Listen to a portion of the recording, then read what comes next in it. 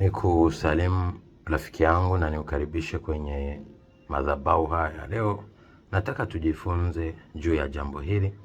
Leo tunaenda kuangalia topic inasema, je, wewe upo katika kundi gani ukipima uhusiano wako na Mungu?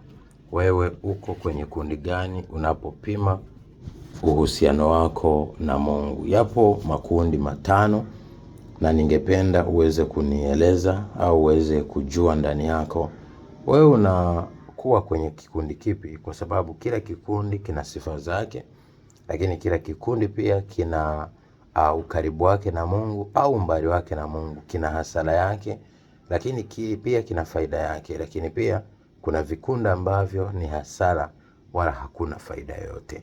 Ukisoma kile kitabu cha Yohana sura ya 14 mstari wa 6, maandiko yanasema Yesu Kristo pekee ndo njia na kweli na uzima. Kwa hiyo lazima tuwe tayari kumkaribia katika safari yetu ya kuishi duniani hapa, lakini pia na maisha baada ya hapa, kwa sababu yeye, kwa kupitia yeye tunaweza kumpokea Roho Mtakatifu ambaye atakuwa na sisi hapa milele.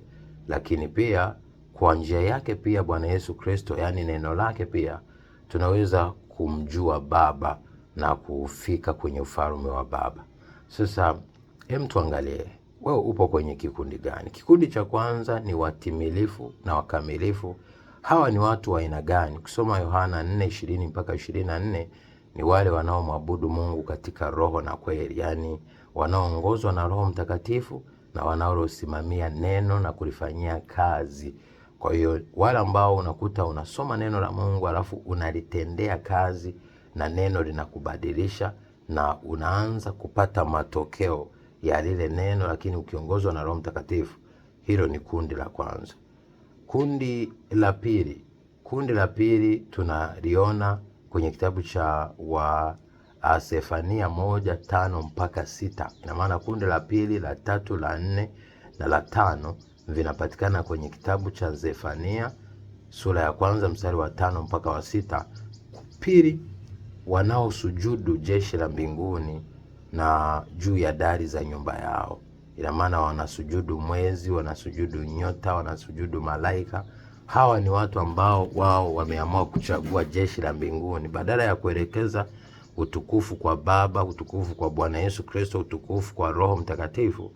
Wao wako tayari kuabudu miungu, wapo tayari kuabudu jeshi la mbinguni, nyota, mwezi, malaika, maserafi, makerubi.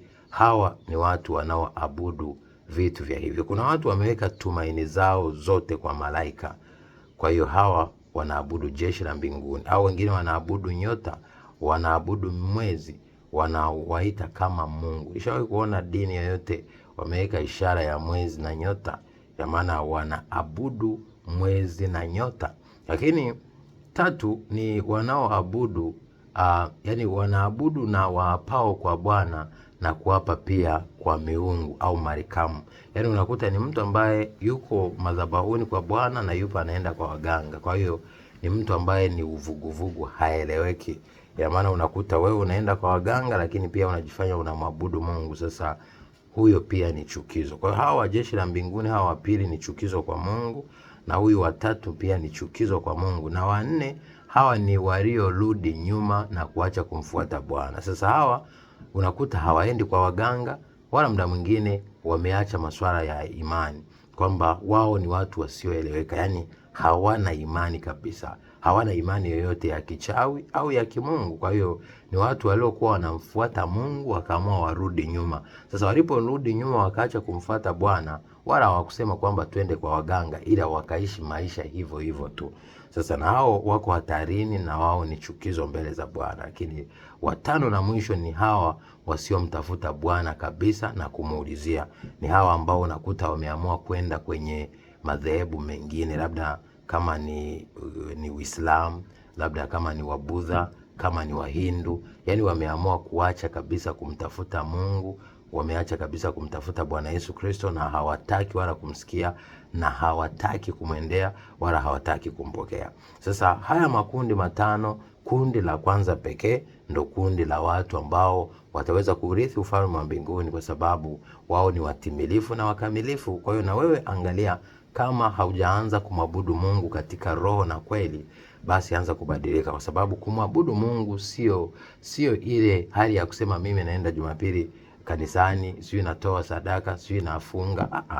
Lazima uwe tayari kuruhusu neno likubadilishe, yani matendo ya maisha yako yaendane na neno linavyohitaji, lakini pia na roho wa Mungu akuongoze. Na neno likikuongoza na roho akuongoza, utachukia dhambi, utapenda usawa, utapenda haki, utapenda kuwasaidia wahitaji.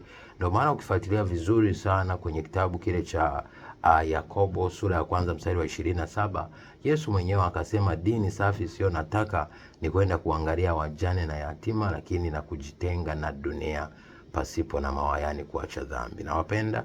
God bless you. Be a shining star in Jesus mighty name. Shalom.